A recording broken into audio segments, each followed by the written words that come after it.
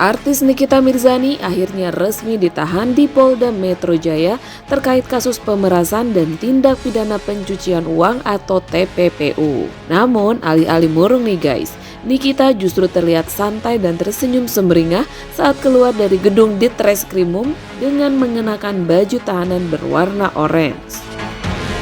Tak sendiri nih guys, asistennya Mail Saputra juga ikut diamankan dalam kasus serupa. Keduanya akan menjalani masa tahanan selama 20 hari ke depan. Meski begitu, Nikita masih menunjukkan sikap percaya diri. Ibu dari 3 anak itu seolah tak gentar menghadapi kasus yang menjeratnya. Dengan gaya khasnya, Nikita tetap melangkah penuh percaya diri menuju ruang tahanan bahkan tanpa diborgol.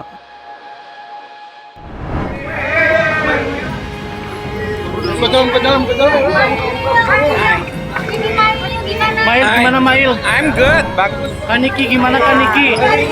Ramenya oi. Kaniki udah pakai baju oranye gimana Kaniki? Hah? Pakai baju oranye gimana, Kak? Gimana Kak? Ya gimana? Maunya gimana? Pak. Sans. Mungkin perasaannya gimana sih Kaniki? Tidak ada, biar cepat selesai masalahnya. Gimana? Awas gak bisa jalan, gak bisa jalan. Ya. Maaf ya. Awas. Awas. Hei. Maaf. Kaniki akhirnya pakai baju oranye gimana Kak? Sesuai lawan.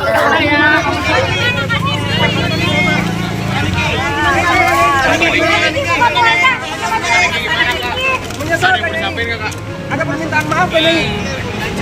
Gak kapok ya? Masih saat kok. Dunia nih.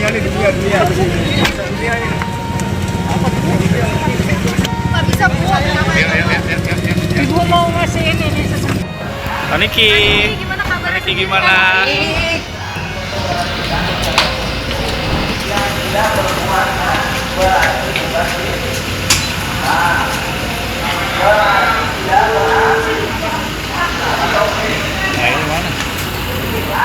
Setelah melakukan pemeriksaan terhadap kedua tersangka, yang pertama saudari NM, yang kedua saudara IM, kemudian dilakukan gelar perkara lagi.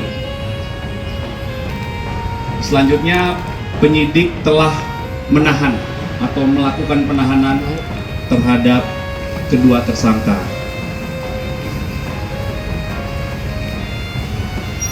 Dan untuk 20 hari ke depan, kedua tersangka dilakukan penahanan oleh penyidik.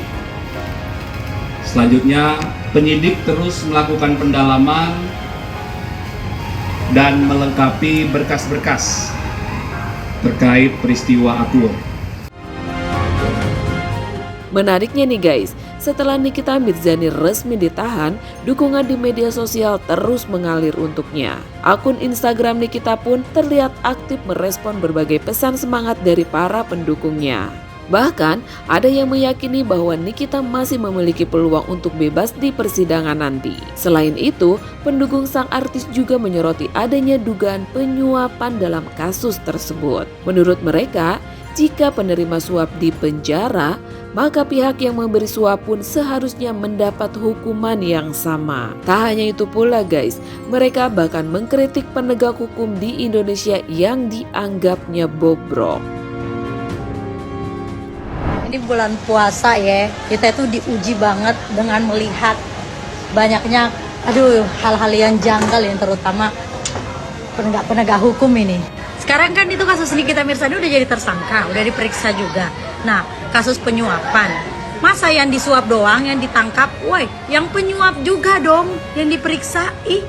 Kenapa ini penegak hukum ini nggak mau manggil yang menyuap? Biasanya kan kalau misalnya ada kasus suap, yang penyuap dan disuap, ini sama-sama jadi tersangka.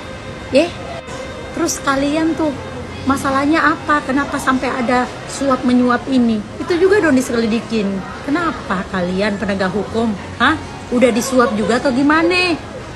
Janggal banget sumpah, ini para penegak hukum benar-benar memperlihatkan dan mempertontonkan secara jelas kepada masyarakat betapa bobroknya tatanan hukum di Indonesia.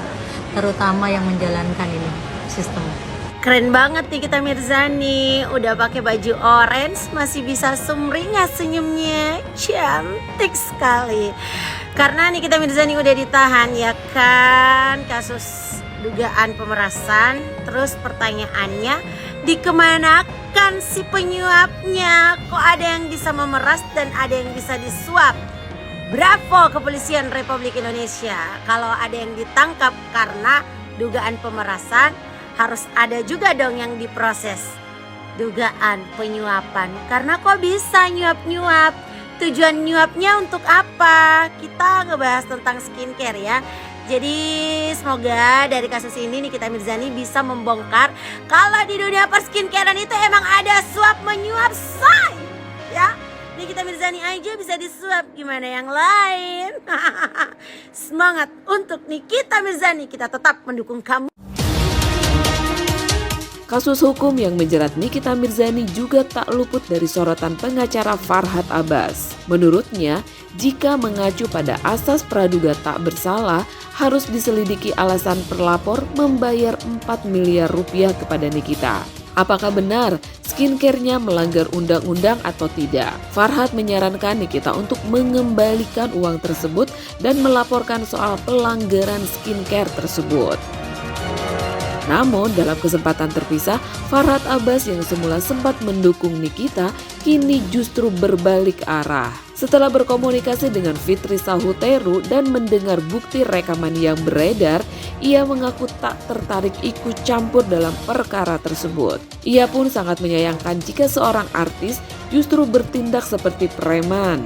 Ia juga merasa kecewa dengan respon Nikita yang menyepelekan sarannya untuk mengembalikan uang Reza Gladys sehingga perkara ini bisa selesai. Apapun yang terjadi, kita ambil yang positif dulu, ditengahkan dulu. Karena ini menyangkut pembayaran senilai 4 miliar yang cukup besar, yang dimana kenapa dia membayar. Harusnya kalau saya jadi Nikita Mirzani, saya lebih baik memilih melaporkan skincare tersebut daripada menerima 4 miliar. Saran saya, kembalikan aja uang itu, kemudian fight aja. Dan pihak kepolisian tidak usah urus yang begini, karena ini menyangkut keperdataan. Ya, karena adanya permohonan pertemuan dan persetujuan, bukan maling atau menggelapkan seperti masih banyak perkara-perkara lainnya yang itu orang tertipu gara-gara hackers yang membuat rekening habis, yang itu lebih utamakan daripada mengurus uang yang 4 miliar punya skincare tersebut. Dan saya yakin ini kita punya alasan. Dan memang sangat banyak kemungkinan untuk diproses hukum bisa saja, tapi tentu ada sebab akibatnya.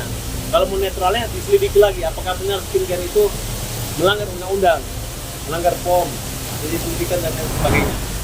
Nah, karena kalau saya ngeri-ngeri sedap, kalau tindak pidana kejahatan ekonomi mencari mata pencarian dengan cara-cara seperti ini, itu sangat akan merusak para tiktoker atau maupun youtuber. Nah, mereka selama ini yang dinamanya buzzer bayaran kecil-kecil 100.000, tapi ini sangat besar sekali, ya. Karena saya pernah berhadapan semua dengan mereka, dan menurut saya kita ambil posisi saja kalau tidak bersalah, karena uang 4 miliar itu sedikit bagi Nikita Mirzani. Bang melihat Nikita cukup cepat gimana bang? Ya, berarti ada kemungkinan Nikita akan ditahan. Tapi Nikita punya langkah hukum nggak bang ketika ditetapkan tersangka? Ya bisa, artinya dia bisa pra peradilan, atau kalau tidak dia nanti tunggu di pembelaan di pengadilan.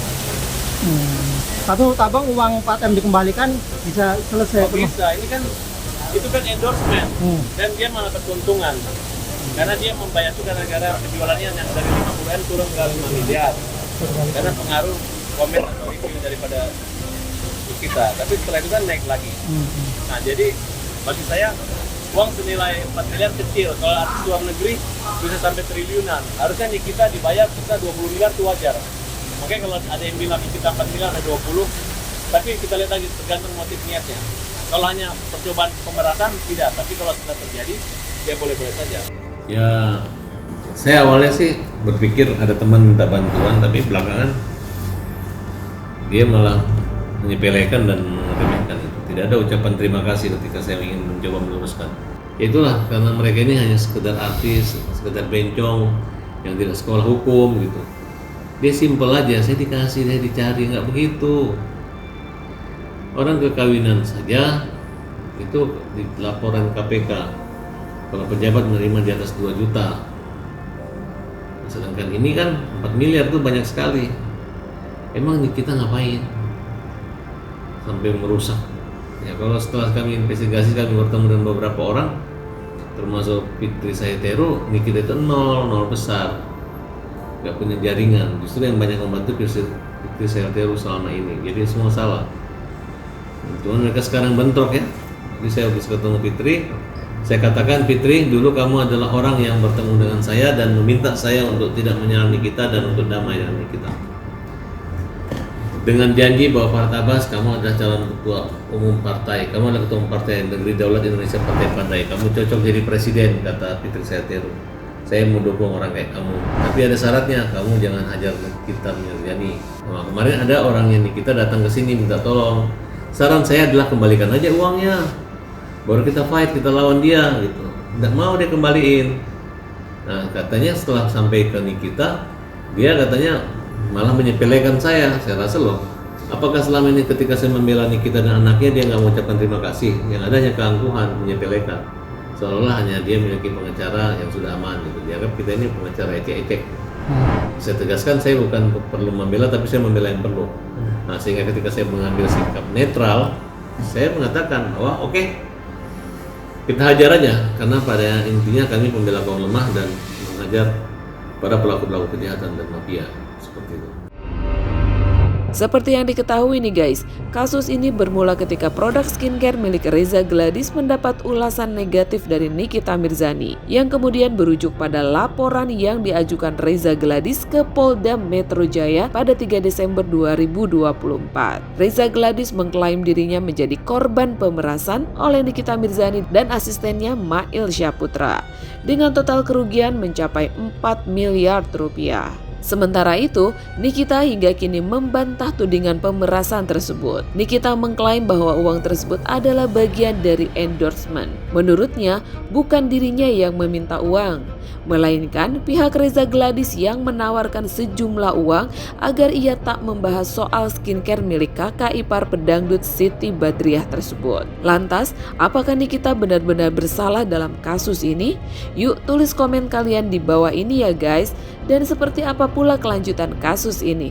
Tungguin update beritanya hanya di Selebtube TV. Misalkan ya kalian dipanggil sama gue gitu ya, di sini mau duit nggak?